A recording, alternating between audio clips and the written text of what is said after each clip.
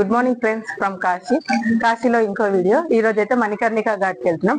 మణికర్ణికా ఘాట్ అపరాహ్న స్నానం అంటే correct exactly 12 గంటలకు చేసే స్నానం ని అపరాహ్న స్నానం అంటారు. దాని విశేషత ఏంటి, దాని ప్రాముఖ్యత ఏంటి, అవన్నీ నేను ఘాట్ దగ్గర చెప్తాను. కాదండి, ఫస్ట్ అయితే మనం ఘాట్ దగ్గరికి చేరుకుందాం. ఫ్రెండ్స్, మణికర్ణికా ఘాట్కి అయితే వెళ్తున్నాము. మణికర్ణికా ఘాట్ కానీ ఏ ఘాట్, ఏ ఆలయంకి, ఏ టెంపుల్కి వెళ్ళినా ఇగో ఇంతకుముందు పాత వీడియోలో ఒక దాంట్లో చెప్పాను, ఈ ఇరుకు సందులు, ఈ గల్లీలో నుంచి వెళ్ళాలి. ఇగో ఇందులో నుంచే మనుషులు డ్యూటీస్కి వెళ్ళే వాళ్ళు, స్కూల్ టైంలో అయితే స్కూల్ పిల్లలు, ఇప్పుడు మేబీ సమ్మర్ అనుకుంటా, స్కూల్ పిల్లలు అలాంటి వాళ్ళందరూ ఇక్కడ నుంచే వెళ్ళాలి. మేమైతే మణికర్ణికా ఘాట్కి వెళ్ళాక మళ్ళీ కలుద్దాం, పదండి.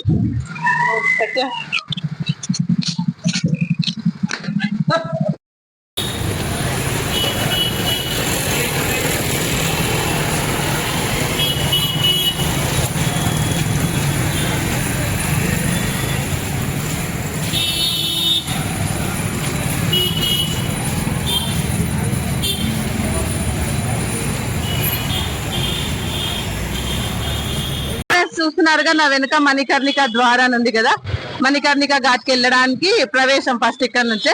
పదండి లోపలికి వెళ్తూ మాట్లాడదాం. సో నా వెనక చూస్తున్నారు కదా, మనమైతే మణికర్ణికా ఘాట్కి వచ్చేసాము. రాగానే వెనక మొత్తం కట్టెలు అవన్నీ కనిపిస్తున్నాయి కదా, అవన్నీ దహన సంస్కారాలకు వాడే కట్టెలేనమాట.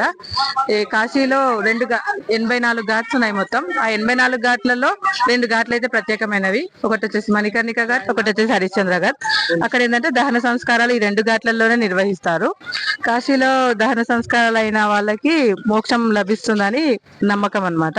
కాశీలో చనిపోయినా లేకపోతే ఎక్కడి నుంచి చనిపోయినా ఆ బాడీని తెచ్చి ఇక్కడ వాళ్ళకు క్రిమేషన్ అవన్నీ చేయించినా వాళ్ళకు మోక్షం లభిస్తుందని అంటారు. ముందుకెళ్ళి వాటర్ దగ్గరికి వెళ్ళి చూద్దాం, పదండి. మేమైతే అపరాహ్న స్నానం, కరెక్ట్ 12 గంటలకు చేసే స్నానం ని అపరాహ్న స్నానం అంటారు. ఆ టైంకి ఎందుకంత ప్రత్యేకత అంటే, సాక్షాత్తు శివపర్వతులే వచ్చి కరెక్ట్ మీరు కాశీలో ఎక్కడున్నా 12ంటికి మాత్రం మణికర్ణికా ఘాట్కి వచ్చేటట్టు చూసుకోండి. మీరు ఉన్న రోజుల్లో టైం అలా సెట్ చేసుకోండి. ఎందుకంటే సాక్షాత్తు 12ంటికి ఆ శివపార్వతులే వచ్చి ఇక్కడ స్నానం చేస్తారు. వాళ్ళ స్నానం అయ్యాక ఎప్పుడెప్పుడు స్నానం చేయాలని మిగతా దేవతలందరూ పరితపించే క్షణం ఇది 12 గంటలు. ఆ టైంలో మనం చేస్తే ఏంటంటే కొంచెమన్నా ఆ దేవి దేవతలకు తగిలిన నీళ్లు మన ఒంటికి తగలకపోతాయా అన్న అదనమాట. అందుకే ఈ టైంకి అంత మణికర్ణికా ఘాట్లో 12 గంటలకు అంత విశేషత ఉంది. దీన్నే అపరాహ్న స్నానం, మణికర్ణిక మధ్యాహ్న స్నానం అని కూడా అంటారు. చూడండి, చాలా మంది వచ్చారు. 12 అయిందా. నేను ఈ విషయం ఎంతమందికి తెలుసో తెలియదు అనుకున్నాను, బట్ చాలా మందికి తెలిసే ఉంటారు. చాలా మంది వచ్చారు.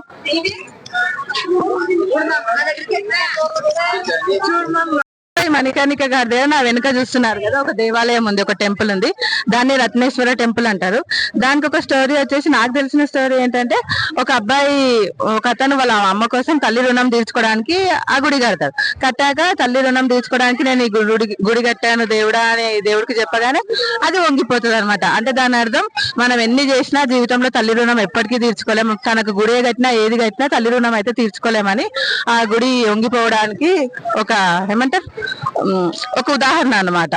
ఇదిగో చూడండి, అందరూ 12 అయిందని అయితే అందరూ స్నానాలకు వచ్చారు. ఇంకో 5 మినిట్స్ ఉంది, వీళ్ళందరూ 5 మినిట్స్ ముందు వెళ్తున్నాం. మేము ఎగ్జాక్ట్లీ 12 గంటలకు దిగుదామని ఆగుతున్నాం. అక్కడ ఇంకో దేవాలయం ఉంది, అదేంటో స్నానం అయ్యాక దగ్గరికి వెళ్ళి చూపిస్తాను మీకు. ఆరెంజ్ కలర్ లో ఉన్న దేవాలయం ఏంటో మరి అక్కడికి వెళ్ళి. ఇదైతే రత్నేశ్వర టెంపుల్. వర్షాకాలంలో అలాంటప్పుడు గుళ్ళకు కూడా నీళ్ళు వెళ్ళిపోతాయంట. ఇప్పుడు ఎండాకాలం కాబట్టి నీళ్లు లేవు. కొంతమంది అయితే గుళ్ళ లోపలికి వెళ్ళి దర్శనం చేసుకుంటారు వర్షాకాలంలో. గుడి మొత్తం నీళ్ళల్లో మునిగిపోతుంది రత్నేశ్వర టెంపుల్. ఇప్పుడు ఎండాకాలం కాబట్టి నీళ్ళు ఎక్కువగా లేవు. సో ఫ్రెండ్స్, 12 అయితే అవచ్చింది. పదండి, మనమైతే స్నానానికి వెళ్దాం ఇప్పుడు. సో ఫ్రెండ్స్, ఫస్ట్ అయితే లక్కీ అండ్ మా అన్న స్నానం చేస్తారు, వాటర్ లోకి దిగారు. అదిగో దిగుతున్నారు. ఇంకా బోట్ లో ఆ చివరికి వెళ్ళి చేద్దాం అనుకున్నాం, కానీ మాకు టైం అయిపోతుంది. 12 గంటలకే స్నానం చేయాలని ఆ చివరికి అయితే వెళ్ళట్లేదు, ఇక్కడే చేస్తున్నాము. అక్కడ లక్కీని చూపించు.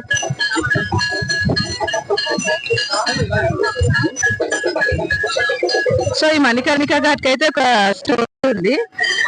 అదేంటంటే, ఒకప్పుడు శివుడు పార్వతి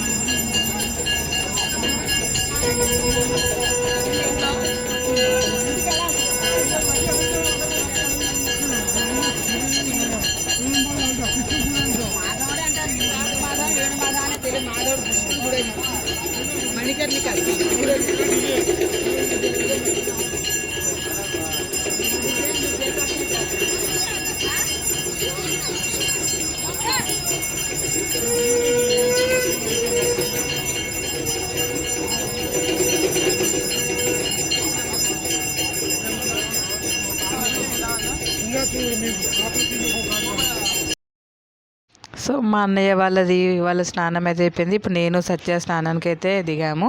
ఫస్ట్ అమ్మవారికి పసుపునే ఇట్లా అమ్మవారికి పసుపు సమర్పించాలి. అంటే అమ్మవారికి ఫస్ట్ పసుపు కొద్దిగా ఇచ్చాక తర్వాత కొంచెం పసుపు మన ఫేస్కి పెట్టుకొని స్నానం చేయాలని నాకు మా ఫ్రెండ్ చెప్పింది. సో అదే పాటించాను అనమాట. అలా నాది అయిపోయాక ఇంకా తర్వాత ఇప్పుడు సర్చ్ చేస్తున్నారు. మమ్మల్ని చూసి కొంతమంది పసుపు తెచ్చుకునే వాళ్ళు మమ్మల్ని పసుపు అడిగారు. సో వాళ్ళకి ఇచ్చాం. ప్యాకెట్ పెద్దది తీసుకెళ్ళినా ఉండనమాట. మిగతా వాళ్ళు అడిగితే వాళ్ళకి ఇచ్చాము. అలాగే అక్కడ శివలింగాలు ఉంటాయి ఘాట్ దగ్గర అనేసి ఇంటి దగ్గర నుంచే రాగి చెంబు తీసుకెళ్ళాను నేనైతే. మీరు వెళ్ళే వాళ్ళైతే రాగి చెంబు తీసుకెళ్ళండి. స్నానం చేశాక గంగా వాటర్ని తీసుకెళ్ళి ఆ శివుడికి అభిషేకం చేయొచ్చు. మనకు కాశీలో ఎక్కడైనా అడుగడుగున శివలింగాలు ఎదురవుతూనే ఉంటాయి. ఏ ఘాట్ దగ్గర అయినా సరే ఇంటి దగ్గర నుంచి ఒక రాగి చెంబు తీసుకెళ్తే హ్యాపీగా మనం అభిషేకం చేసినట్టు ఉంటుంది అనమాట. చిన్న సందుల్లో వెళ్తున్న ఘాట్ల దగ్గర కానీ ఎక్కడైనా మనకు శివలింగాలు చాలా ఎదురవుతాయి. అందుకే నేను ముందే చెంబు తీసుకొని వెళ్ళాను ఇంటి దగ్గర నుంచి. నేనైతే ఇంకా ఎక్కువ వెనక్కి వెళ్ళలేను, అంతవరకు వెళ్ళాను. చాలా లోతు అనిపించింది అప్పటికే. నాకు వాటర్ అంటే భయం చెప్పాను కదా, సచ్చి ఉన్నాడు అనేసి వెళ్ళాను కానీ మునగలేదు. నేను అన్న చెంబు అది, ఆ చెంబుతోటి ఇంకా పైనుంచి నీళ్ళు పోసుకున్నాను. అప్పటికే ఆ తాడు వదిలేస్తే నాకు గ్రిప్ ఉండనట్టు అట్లా అవుతుంది. ఇంకెందుకు రిస్క్ అనేసి మునగాల్సింది. ఏమో ముక్కు మూసుకొని మునగాలనే వరకు నాకు భయం వేసింది. వాటర్లో అయితే మునగలేదు. అలా చెంబుతోటి తల స్నానం చేసుకున్నాం. స్నానం అయ్యాక అందరము అదే చెంబుతో ఆ చెంబుని క్లీన్ చేసి అదే చెంబుతో వాటర్ తీసుకెళ్ళి శివుడికి అయితే అభిషేకం చేసాం. నేను మా అన్నయ్య సత్య మేమంతా. మేము చేసుకున్న ఘాట్ దగ్గర పక్కనే శివలింగం ఉండే, హ్యాపీగా దూరం లేదు. ఎండ అయితే ఫుల్ ఉండే. ఒకవేళ దూరం ఉంటే ఎలాగో అనుకున్నాం, దగ్గరే ఉండే. అక్కడే రత్నేశ్వర స్వామి ఆలయం ఉంది. అందరం అందులోకి వెళ్ళి దర్శనం చేసుకున్నాము. పంతులు ఉన్నాడు అక్కడ. హ్యాపీగా బొట్టు పెట్టి మన పేరు పైన గోత్రనామాలు అడిగి పూజ చేశాడు. బాగా అనిపించింది. నాతో పాటు చాలామంది ఆ టైంకి తెలుగు వాళ్ళు అయితే చాలామందే ఉన్నారు. నా చుట్టుపక్కల ఉన్న వాళ్ళు ఆల్మోస్ట్ వాళ్ళంతా తెలుగు వాళ్ళే. కాశీలో ఎటు తిరిగినా తెలుగు వాళ్ళు అయితే చాలామందే ఉన్నారు. ఇది యూపీ నార్త్ వాళ్ళ సైడ్ ఉన్న కాశీ మాత్రం మన సౌత్ వాళ్ళ తెలుగు వాళ్ళు అయితే చాలామంది ఉన్నారు. మేమైతే ఎడ్జ్కే చేస్తున్నాము. కొంతమంది షిప్ వాళ్ళని అడిగితే 50 రూపాయలు తీసుకొని మణికర్ణిక ఘాట్కి ఆ చివరికి కూడా తీసుకెళ్తున్నారు. ఇక్కడ మనకు ఇవన్నీ దహన సంస్కారాలు అవుతాయి కదా, ఆ ఎడ్జ్కి వెళ్దాం ఆ చివరికి అంటే కూడా వెళ్ళొచ్చు. మాకు కరెక్ట్ మళ్ళీ టైం అయిపోతుంది, 12 గంటలకే చేయాలని అయితే ఆ రోజైతే ఇక్కడ చేసాం. మేము ఆ చివరికి వెళ్ళలేదన్నమాట. వర్షం వెళ్ళగమ్మా, సత్య పిల్లగాని పెట్టుకో.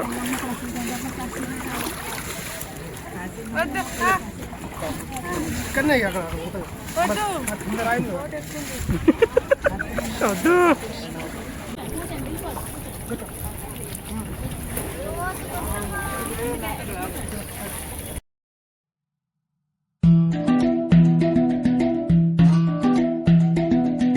गंगाधराय शिव गंगाधराय हर हर भोले नमः शिवाय। गंगाधराय शिव गंगाधराय हर हर भोले नमः शिवाय। ओम नमः शिवाय ओम नमः शिवाय हर हर भोले नमः शिवाय। ओम नमः शिवाय ओम नमः शिवाय हर हर भोले नमः शिवाय। रामेश्वराय शिव रामेश्वराय हर हर भोले नमः शिवाय। रामेश्वराय शिव रामेश्वराय हर हर भोले नमः शिवाय। ओम नमः शिवाय ओम नमः शिवाय हर हर भोले नमः शिवाय। ओम नमः शिवाय ओम नमः शिवाय हर हर भोले नमः शिवाय। सोमेश्वराय शिव सोमेश्वराय हर हर भोले नमः शिवाय सोमेश्वराय शिव सोमेश्वराय हर हर भोले नमः शिवाय ओम नमः शिवाय ओम नमः शिवाय हर हर भोले नमः शिवाय ओम नमः शिवाय ओम नमः शिवाय हर हर भोले नमः शिवाय नागेंद्र हरा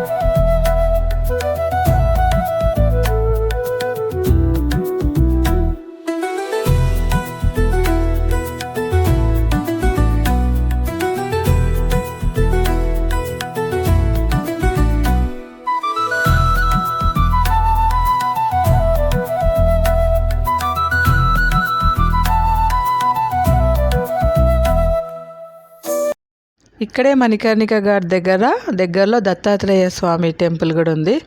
దత్తాత్రేయ టెంపుల్ ఉందని మేము స్నానం అయ్యాక శివుడికి అభిషేకం అయ్యాక రత్నేశ్వర స్వామి ఆలయంలో కూడా దర్శనం అయ్యాక దత్తాత్రేయ స్వామి వారి దగ్గరికి వెళ్ళి దర్శనం చేసుకున్నాం. అక్కడ మాకు ఒక అఘోరా కనిపించాడు. ఆయనతో కూడా మాట్లాడడం జరిగింది. మేము వెళ్ళే రోజు అమావాస్య అంట. సో చెప్పాడు అతను, అమావాస్య కదా నైట్ పని ఉంటుంది మాకు, అందుకే వచ్చాను అన్నాడు. మణికర్ణిక ఘాట్లో అమావాస్య పౌర్ణమికి చాలామంది అఘోరాలు వస్తారు. మేము డే టైంలో వెళ్ళాం. మళ్ళీ సాయంత్రం వ్లాగ్ తీయడానికి వెళ్దాం అనుకున్నాం, కానీ మిగతా వేరే రోజు వెళ్ళాం, కానీ ఇంకా ఆ రోజు వెళ్ళలేదు. ఎందుకులే మళ్ళీ అఘోరాలు వాళ్ళంతా ఎందుకు అని ఆ రోజైతే అక్కడ ఆయనతో దర్శనం చేసుకున్నాం.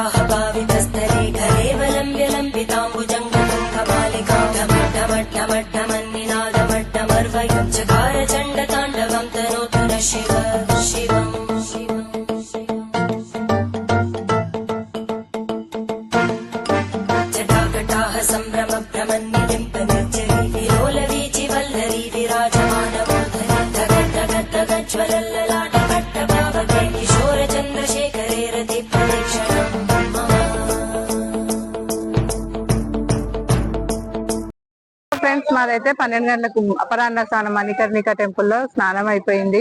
రత్నేశ్వర్ గుడిలో దర్శనం అయిపోయింది. అటు పక్కన చూసుకున్నట్టయితే ఆరెంజ్ కలర్ది, అటు చూపిస్తే ఆరెంజ్ కలర్ది. ఆ విషయం నాకు ఏం నచ్చదు కాదు, నాకు ఏం ప్రాబ్లం అయిందంటే ఆడవాళ్ళకి డ్రెస్ చేంజింగ్ రూమ్స్ లేవు. ఇగో ఇలాగే, అందుకే నేను ఇంటి దగ్గర నుంచే కొంచెం ఈజీగా డ్రై అయ్యే డ్రెస్ తెచ్చుకున్నాను. ఎక్స్ట్రా డ్రెస్ తెచ్చుకున్నా, ఉంటుందో ఉండదో అని, అందుకే తొందరగా ఎండిపోయే డ్రెస్ తెచ్చుకున్నాను. ఇదిగో ఆల్మోస్ట్ నా తల నా డ్రెస్ అన్ని ఎండిపోయాయి. స్నానం అయితే అయిపోయింది. ఇప్పుడు మనం మెయిన్ మణికర్ణికా ఘాట్ లో శవదహనం అయ్యే ప్లేసెస్ ఉంటాయి కదా, అక్కడికైతే వెళ్దాము. ఇక మణికర్ణికా ఘాట్ లోనే ఎందుకు చేస్తారంటే, మణికర్ణికా ఘాట్, హరిశ్చంద్ర ఘాట్ చాలా ఫేమస్. ఇవి 2 ఘాట్లలోనే దహన సంస్కారాలు అనేవి జరుగుతాయి ఇక్కడ. ఇంకా మణికర్ణికా ఘాట్ విషయానికి వస్తే, పూర్వం శివుడు పార్వతి ఇద్దరు స్నానం చేయడానికి, శివుడు పార్వతి ఇద్దరు భూభ్రమణం చేయడానికి వచ్చినప్పుడు వాళ్ళు తిరిగి అలసిపోయి ఇక్కడ స్నానం చేద్దామని ఇందులోకి దిగుతారు. అప్పుడు అమ్మవారిది పార్వతిది స్నానం చేస్తుంటే చెవిది కమ్మకి పడిపోతుంది. దాన్ని కర్ణిక అంటారు. మణి అంటే చెవి అన్నమాట, చెవి కమ్మ కాబట్టి మణికర్ణిక అంటారు. సో ఆమె శివుడికి చెప్తుంది, నాకు అమ్మ వెతికివ్వు నాకు అని. ఆయన ఎండకి మలమల మాడే ఎండకి ఆ కమ్మ కోసం వెతుకుతా ఉంటాడు. బట్ ఆ కమ్మ దొరకదు. అప్పుడు ఆయన కోపంలో శాపం పెడతాడు, నేను పొద్దున్న నుంచి ఎంత ఎండకి మాడుకుంటా వెతికినా దొరకలేదు, ఈ సిటీ అంతా కూడా ఎప్పటికీ అలాగా కాలుతూనే ఉండాలి అనేసి శాపం పెడతాడు అన్నమాట. సో అప్పుడు విష్ణుమూర్తి వాళ్ళందరూ అంత శాపం పెడితే ఈ నగరానికి ఎవరు వస్తారు, ఇంకెవ్వరు రారు అంటే, శాపం అయితే నేను వెనక్కి తీసుకోలేను, బట్ దానికి విమోచనం లెక్క ఇక్కడ ఎవరు చనిపోయినా, లేకపోతే వేరే ఎక్కడ చనిపోయినా వాళ్ళ దహన సంస్కారాలు ఈ భూమి మీద అయితే, ఈ కాశీలో అవుతే వాళ్ళకు మోక్షం లభిస్తుంది. ఇంకా ఈ భూమి ఎప్పుడూ దహన సంస్కారాలు అవుతూనే ఉంటుంది. ఎప్పటికీ దహన సంస్కారాలు అనేవి ఈ భూమి మీద ఇంకెప్పటికీ ఆగవు, ఇలా కంటిన్యూ అవుతూనే ఉంటాయని శివుడు శాపంకి పరిహారం చెప్తాడు. మణికర్ణికా ఘాట్కి ఇంకో స్టోరీ వచ్చేసి, పార్వతీ పరమేశ్వర్లు భూభ్రమణం చేసేటప్పుడు వాళ్ళు తిరిగి అలసిపోయి స్నానం చేద్దామని ఒక దగ్గర ఆగుతారు. అప్పుడు విష్ణువుని, మాకు స్నానం చేయడానికి ఒక కుండం కావాలి అంటే, అతను వచ్చి ఇక్కడ గంగను ఒక కుండం చేస్తాడు అనమాట. అప్పుడు స్నానం చేసేటప్పుడు అమ్మవారి చెవిది కమ్మ, చెవిపోగు అండ్ స్వామివారిది మణి, తలలో నుంచి మణి పడిపోతుంది. సో ఆ 2 కలిపి కూడా మణికర్ణిక అనే పేరు వచ్చింది ఈ స్థలంకి అని ఇంకో కథ అనమాట. అది 2 స్టోరీలు మణికర్ణిక ఘాట్కి. ఇప్పుడైతే దహన సంస్కారాలు అయ్యే ప్లేస్కి వెళ్దాం. ఇదిగో ఇలా ఎనీ టైం ఇక్కడ నుంచి కట్టెలు అలాంటివి వెళ్తూనే ఉంటాయి. చూసే వాళ్ళకి కొత్తగాని ఇక్కడ అది నిరంతరం జరిగే ఒక ప్రక్రియ. మన సైడు పుట్టుక ఎలా సెలబ్రేషన్ ఒక పండుగనో, ఇక్కడ సైడ్ చావు అనేది కూడా ఒక సెలబ్రేషన్ పండుగలా చేసుకుంటారు. ఎవరి కళ్ళల్లో కూడా కన్నీళ్ళు అనేవి ఉండదు, బాధ ఉండదు. సరే అయిపోయింది, ఎండ్ ఆఫ్ ద డే ఎవరైనా ఇక్కడ పరమేశ్వరుని దగ్గరికి రావాల్సిందని వీళ్ళందరికీ తెలుసు అనమాట. అందుకే బాధ. మేమైతే అక్కడికి వచ్చేసాము, శవదహనం అయ్యే ప్లేస్కి అయితే వచ్చేసాము. నా ముందే 2-3 శవాలు అయితే అక్కడ దహనం అవుతున్నాయి. ఒకటైతే అప్పుడే మా ముందు ఇలా వచ్చింది, అక్కడ పడుకోబెట్టడం. ఆ వచ్చిన శవాన్ని ఫస్ట్ నీళ్ళల్లో నుంచి ముంచి తీశారు ఒకసారి, తర్వాత అక్కడ పడుకోబెట్టి వాళ్ళందరూ కలిసి అదిగో అక్కడ అవుతుంది ఆ కార్యక్రమం అంతా. ఫుల్ వేడి ఉంది. మేము మధ్యాహ్నం టైంలో, ఆ మధ్యాహ్నం వేడి ఒకటి, ఆ పొగ శవాల నుంచి కాలుతున్నప్పుడు వచ్చిన పొగ ఒకటి ఫుల్ వేడైంది. నేనైతే ఇంకా బయటికి వచ్చేసాను, నాకు కొంచెం సఫోకేషన్ ప్రాబ్లం లెక్క అయింది అక్కడ నిలబడే వరకు ఆ పొగకి. ఇక్కడే ఒక దేవాలయం ఉంది. అందులో ఏదంటే, ఇక్కడ బయట శవాల నుంచి కాలినాక వచ్చే బూడిదని ఈ గుళ్ళోకి వచ్చిన భక్తులకి బొట్టుగా పెడతారంట. అది గుడి విశేషం అనమాట. ఆ గుడికి కూడా వెళ్ళి మేము దర్శనం అయితే చేసుకున్నాం ఆ రోజు. ఏంటో ఫ్రెండ్స్, శవాలు వస్తూనే ఉన్నాయి, కాలుతూనే ఉన్నాయి ఇక్కడ.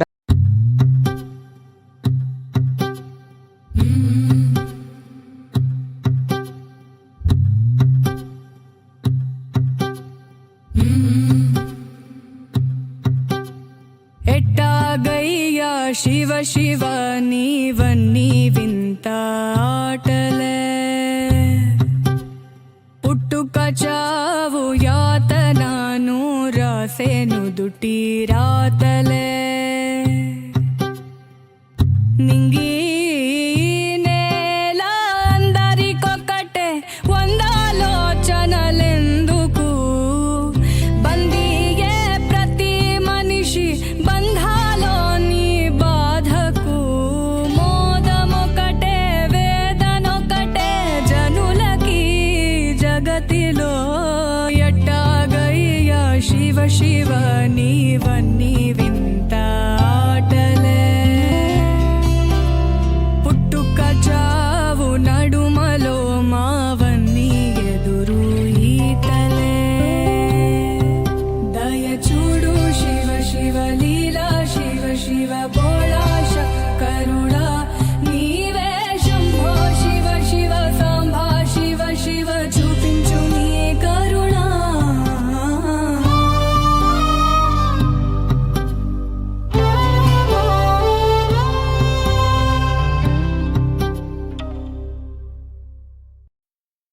ఎవరికి ఎవరయ్య ఈశ్వరా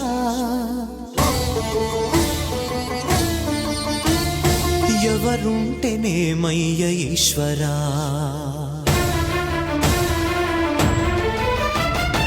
ఎవరికి ఎవరయ్య ఈశ్వరా ఎవరుంటేనేమయ్య ఈశ్వరా ఎవరికి ఎవరయ్య ఈశ్వరా ఎవరుంటేనేమయ్య ఈశ్వరా మరు జన్మ రాకుండా చూడరా నీ దయ ఉంటే చాలయా హర హరా నీ దయ ఉంటే చాలురా ఈశ్వరా నీ దయ ఉంటే చాలు పరమేశ్వరా ఎవరికి ఎవరయ్య ఈశ్వరా ఎవరుంటేనేమయ్య ఈశ్వరా ఎవరుంటేనేమయ్య ఈశ్వరా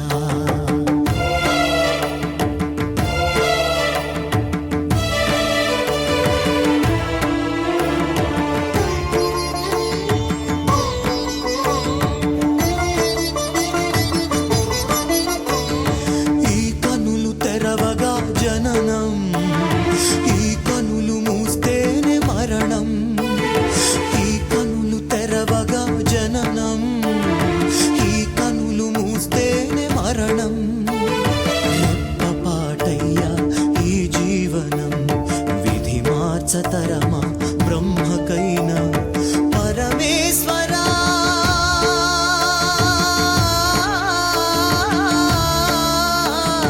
పరమేశ్వరా కరుణించరావా హర హర. సో ఇక్కడ కనుక్కున్నాం మేము ఒక్క బాడీకి ఎన్ని 40 కేజీల కట్టెలు కలిపి ఒక మాంసం ఏదో మాను ఏదో అన్నారు వాళ్ళు, అది అంటారంట. అలాంటివి 5 అంటే 200 కేజీల కర్రలు కావాలంట ఒక బాడీకి. టైం వచ్చేసి 2 నుంచి 3 గంటల సమయం అంట ఒక్క బాడీ ఇది అవ్వడానికి. సో దాన్ని బట్టి మనకి ఏమర్థమవుతుందంటే మనకి ఎన్ని ఆస్తులున్నా కోట్లున్నా మనం ఎంత ఎలాంటి వాళ్ళమైనా ఎలాంటి లైఫ్ అనుభవించినా మనకి ఎన్ని అష్టైశ్వర్యాలు అవి ఏ ఉన్నా లాస్ట్కి ఓవరాల్గా మన జీవితం కాలం మొత్తం ఈక్వల్ టు 2 లేదా 3 గంటలు అని మాత్రం నాకు అర్థమైంది. నేను అందుకే వెళ్ళాను, సత్య వద్దు రాకక్కడికి, నువ్వు మళ్ళీ భయపడతావు, నువ్వు ఈ వల్ల కాదు చూడడం అవన్నీ అంటే నేను వస్తాను అని చెప్పేసి వెళ్ళాను అనమాట. నాకు అక్కడ కొద్దిసేపు ఉండే వరకు ఏమో అంటారు కదా కొన్ని ఎంత తక్కువ అర్థమవుతే అంత మంచిదని, అట్లా అనిపించింది నాకు. మొత్తం స్టన్ అయిపోయినా, షాక్ అయిపోయినా అన్నట్టు, ఫ్రీజ్ అయిపోయినా అన్నట్టు అయింది. ఏం అర్థం అవ్వట్లేదు. ఎన్నో చూస్తాం జీవితంలో, జీవితం అంటే ఎంతో పెద్ద అది. ఆయన ఏంది 2 లేదా 3 గంటలు ఒక్క బాడీకి అంటున్నాడు, ఏంది ఇంతేనా మనం ఇన్ని రోజులు అనుభవించిందంతా 2 లేదా 3 గంటల్లో మొత్తం భస్మం అయిపోయి లాస్ట్కి మహాదేవ్ దగ్గరికి వెళ్ళాల్సిందేనా, ఇదే నా లైఫ్ అంటే అనిపించింది. ఇంకా కాశీలో అందరికంటే ఇద్దరు రాజులు ఉన్నారు కాశీకి. ఒకటి కాశీ విశ్వనాథుడు అయితే, తర్వాత డోంగ్ రాజా అంటే గత 3500 సంవత్సరాల నుంచి అక్కడ ఒక అగ్ని అనేది అఖండ దీపం వెలుగుతూనే ఉంటుంది, దానికి కాపలాదారుడు, ఆయననే డోంగ్ రాజా అంటారు. ఇక్కడ చనిపోయిన వాళ్ళ డెడ్ బాడీస్కి ఫస్ట్ అక్కడి నుంచి ఒక అగ్గి ఇంగ్లం ముక్కని పట్టుకొని వస్తున్నారు. నేను వస్తుంటే కూడా ఇదేంటి అని అని అడిగాను అక్కడ ఉన్న వాళ్ళను. అడిగితే అతను చెప్పాడు, పైన డోంగ్ రాజా అని ఒక అతను ఉంటాడు, ఇక్కడ బాడీస్కి దహనంకి కావలసిన నిప్పుని ఫస్ట్ అక్కడి నుంచే తీసుకొస్తాడు, అక్కడ నిరంతరం వెలిగే ఆ దీపం ఉంది అని చెప్పాడు. మేమైతే మణికర్ణిక ఘాట్ నుంచి మళ్ళీ హోటల్కి వెళ్ళి స్నానం చేసుకున్నాం. ఎంతైనా అది శ్మశానం అంటారు కదా, మళ్ళీ శ్మశానం నుంచి ఇంటికి వెళ్ళాక అలాగే వెళ్ళడం ఎందుకు రూమ్లో కానీ, మళ్ళీ తల స్నానాలు చేసేసుకొని ఫ్రెష్గా రెడీ అయ్యి ఈవినింగ్ అయితే బోట్ షికార్కి వచ్చాం. ఇంకా గంగా ఆరతికి టైం ఉంది, సో అప్పట్లోపు బోట్ రైడింగ్కి వెళ్దామని బోట్ రైడింగ్కి అయితే వచ్చాము. మొత్తం 84 ఘాట్లదంతా చూపిస్తారు మనకి. బోట్ రైడింగ్ అయ్యాక ఈవినింగ్ గంగా ఆరతికి వెళ్దాం అనుకొని కొంతమంది స్నానం చేసేవాళ్ళు అటు ఒడ్డుకు దిగి స్నానం చేస్తున్నాడు. మేము స్నానం చేయము అంటే, స్నానం చేయని వాళ్ళు అలాగే బోట్లోనే ఉండాలి, మనకు ఘాట్లన్నీ చూపిస్తారు. స్నానం చేస్తాము అంటే వాళ్ళని ఫస్ట్ అక్కడ దించేసి నది అటు ఒడ్డున దించేసి వాళ్ళు స్నానం చేసేలోపు మిగతా బోట్లో కూర్చున్న వాళ్ళకు, స్నానం చేయని వాళ్ళకు మిగతా ఘాట్స్ అంతా చూపిస్తాడు. 84 ఘాట్లు చూపిస్తారు, వాటి పేర్లు చెప్తారు మనకు, వాటి మహత్యం చెప్తారు. అదే ఘాట్లన్నీ మనం షికార్కి వెళ్ళినప్పుడు మధ్యలో హరిశ్చంద్ర ఘాట్ కూడా వస్తుంది. హరిశ్చంద్ర ఘాట్లో కూడా సేమ్ మణికర్ణిక ఘాట్లో లెక్క ఎనీ టైం దహనం, శవాలు దహనం అవుతూనే ఉంటాయి. అక్కడ ఏంటంటే కొంచెం డబ్బులు తక్కువ హరిశ్చంద్ర ఘాట్లో, ఇక్కడ మణికర్ణిక ఘాట్లో కొంచెం ఎక్స్పెన్సివ్ అనమాట. నేనైతే ఫస్ట్ ఫ్రీ అనుకున్నాను. సజ్జతో అడిగిపిస్తే 50,000 నుంచి 1,00,000, 2 లక్షల వరకు కూడా ఉంటుందంట మణికర్ణిక ఘాట్లో అయితే ఒక్కో శవంకి. హరిశ్చంద్ర ఘాట్లో 30, 40, 20,000, 30,000 అలా ఉంటుందంట ఒక్కో శవంకి. అది ఫ్రెండ్స్ దహనంకి ఖర్చు.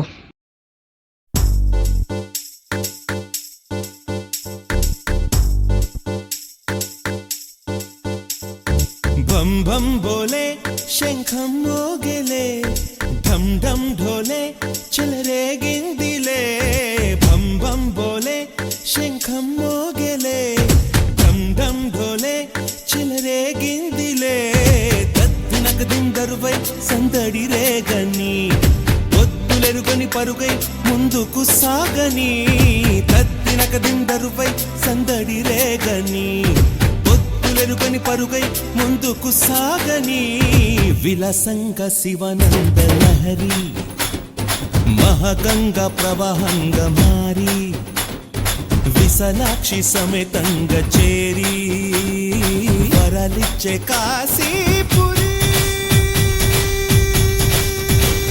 ఢం ఢం ఘోలే శంఖం మోగేలే ఢం ఢం ఘోలే చల రే గిందిలే దిండరువై సందడి రేగని ఒత్తులెరుగని పరుగై ముందుకు సాగని విలసంగ శివానంద లహరి మహగంగ ప్రవాహంగ మారి విశాలాక్షి సమేతంగ చేరి వరలిచ్చే కాశీపురి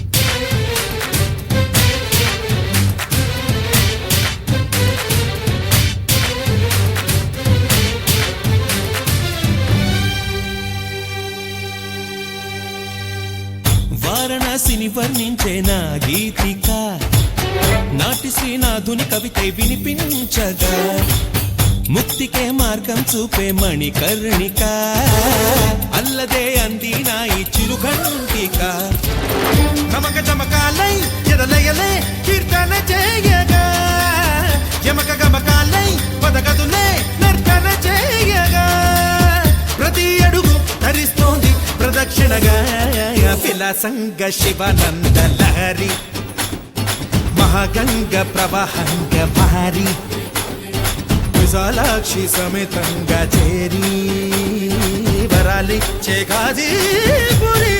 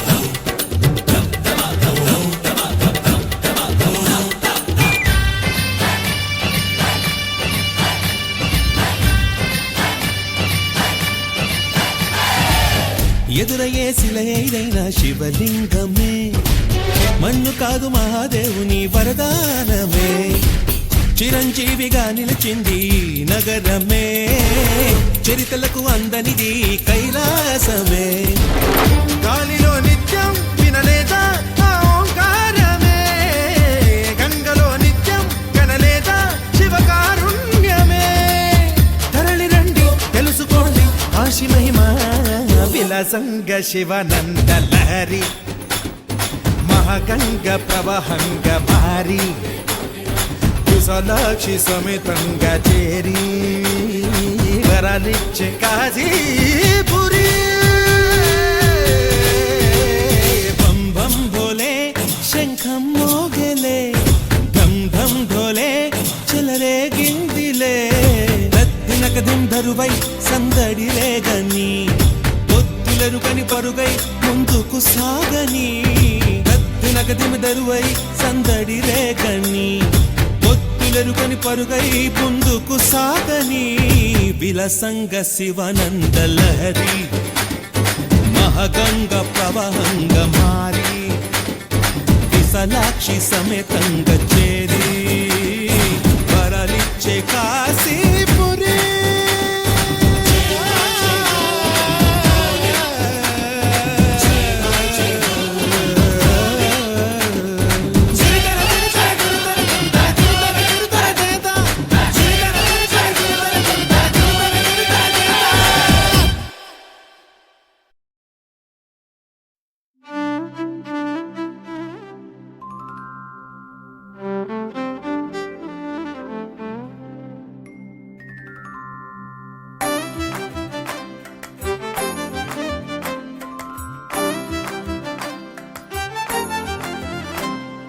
తెలివి కన్ను తెరుసుకుందయ్యా శివలింగమయ్యా మనసు నిన్ను తెలుసుకుందయ్యా మాయగంతలు తీయ తెలివి కన్ను తెరుసుకుందయ్యా శివలింగమయ్యా మనసు నిన్ను తెలుసుకుందయ్యా మాయగంతలు తీయ మన్ను నిన్ను కానరాక జరిగిపాయే పాత బతుకు ఉన్న నిన్ను లెవ్వనుకుంటా మిడిసి పడితి నింతవరకు నీ దయని విభూతిగా పుయ్యర నా ఒంటికి నన్నింకొక నందిగా ముడెయ్యి నీ వాటికి ఏ జనుమ పుణ్యమో నిన్ను చేరుకుంటిరా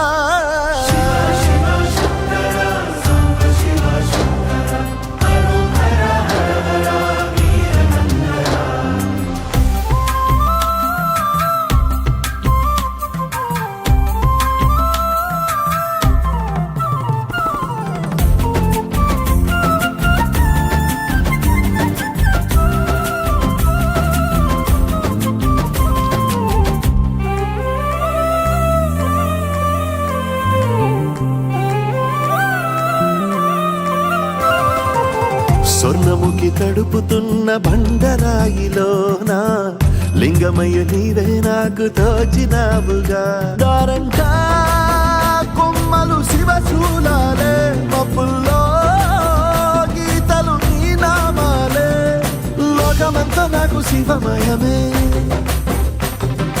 ఎడచుడు నీ అనుభవమే ఓంకారము పలికినవి పిల్లగాలునే ఎండిన ఈ గుండెలు వెన్నెల చెరువాయిరా నిన్నటి నా వెలితిని నీ దయ చెరిపిందిరా శివ శివయను పేరుకు పెన వేసుకుంటిరా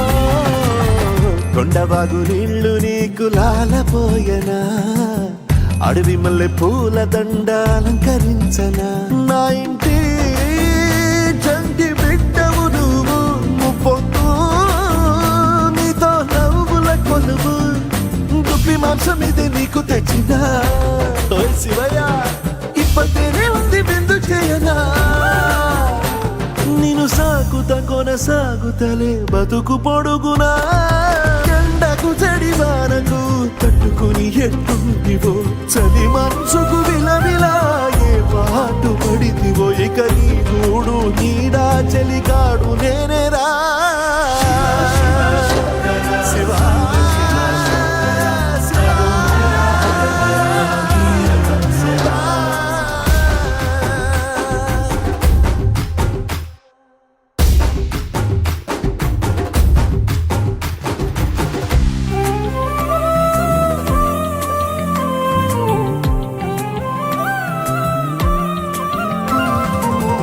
కాస్త ముందు కనబడుంటే కాడు మల్లయ్యా, ఆస్తిపాస్తులన్నీ నీ కరిగిపోతాయా?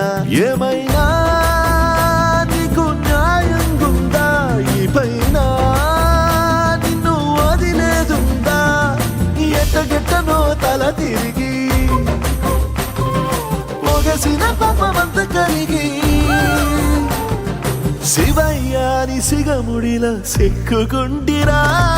బొమ్మని దిలించిన, కసురుతూ కదిలించిన, శూలముతో పొడిచిన, పాములు కరిపించిన, నిన్నొదిలితే నా పేరిక తిన్నడే కాదురా.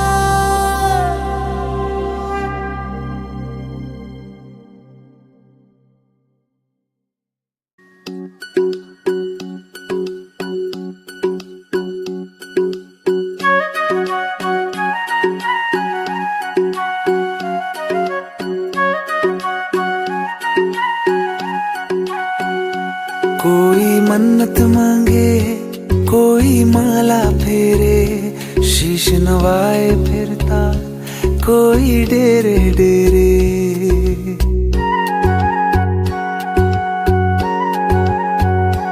कोई मन्नत मांगे, कोई माला फेरे, शीश नवाए फिरता कोई डेरे डेरे।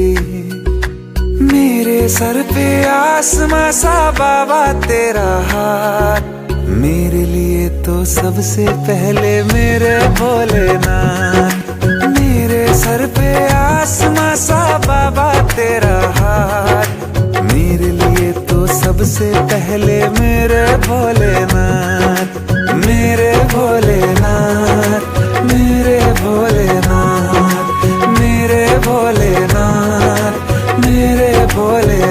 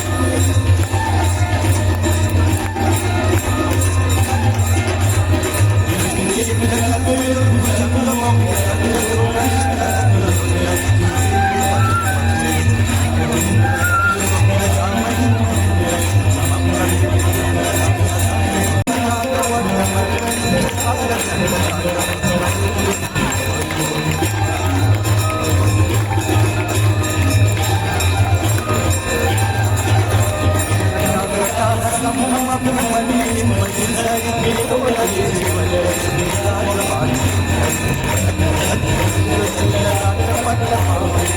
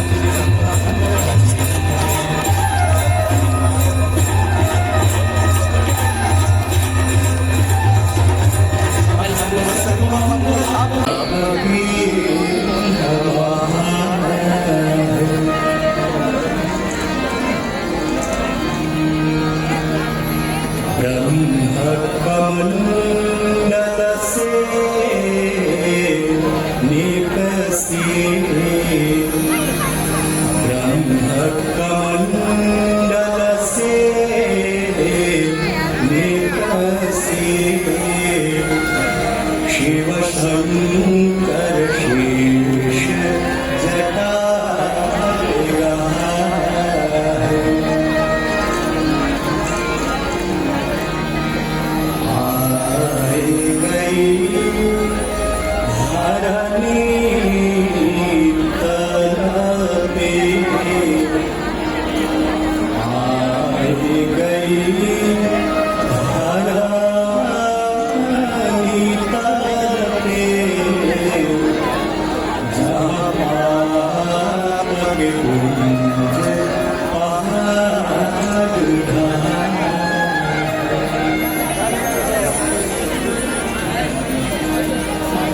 तुलसी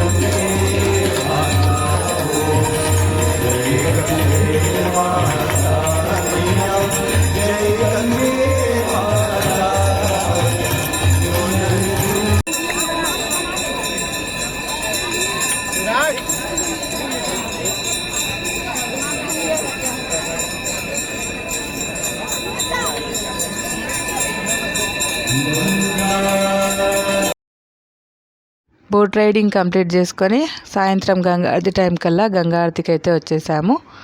ఇది ఈరోజు ఈ వ్లాగ్ కనుక మీకు నచ్చినట్లయితే తెలుసు కదా ఏం చాలో. Like, share, comment and subscribe my channel. ఎవరెవరికైతే కాశీ రావాలని కోరిక ఉందో వారందరి కోరిక తీరాలని మనస్ఫూర్తిగా కోరుకుంటాను. వాళ్ళందరూ కూడా వచ్చి కాశీ క్షేత్ర దర్శనం చేసుకోవాలని మనస్ఫూర్తిగా కోరుకుంటున్నాను. నేను కూడా మళ్ళీ రావాలని ఆ పరమేశ్వరుని కోరుకున్నాను. ఇంతే ఫ్రెండ్స్, ఈరోజుకి గంగా ఆరతి అయితే అయిపోయింది. అక్కడ ప్రసాదం ఇచ్చారు ఆరతి తర్వాత. మేమైతే ప్రసాదం తీసుకొని బయటికి వెళ్ళి కొద్దిగా షాపింగ్ చేసి హోటల్కి వెళ్ళి డిన్నర్ కంప్లీట్ చేసుకొని రూమ్కి వెళ్ళిపోయాం. ఎందుకంటే నెక్స్ట్ డే అయోధ్యకు మళ్ళీ ట్రైన్ ఉంది మాకు. ఎర్లీ మార్నింగ్ లేచేది ఉంటుంది అనేసి వెళ్ళిపోయాం. ఇంకా ఇంతే ఈ వ్లాగ్. గంగా ఆరతికి చూడండి ఎంత జనం వచ్చారో. ఆ జనంలో మేము కూడా వచ్చాం. ఎవరైతే టీవీలో ముందు ఈ గంగా ఆరతి చూసి వాళ్ళు దగ్గరికి వెళ్ళి చూడాలనుకుంటారో కాశీకి వెళ్ళి, వాళ్ళందరి కోరిక తీరాలని, వాళ్ళు ఖచ్చితంగా కాశీలో గంగా ఆరతి చూడాలని కోరుకుంటున్నాను. ఏది మిస్ అయినా సరే కానీ కాశీకి ఒకవేళ వస్తే గంగా ఆరతి మిస్ అవ్వక.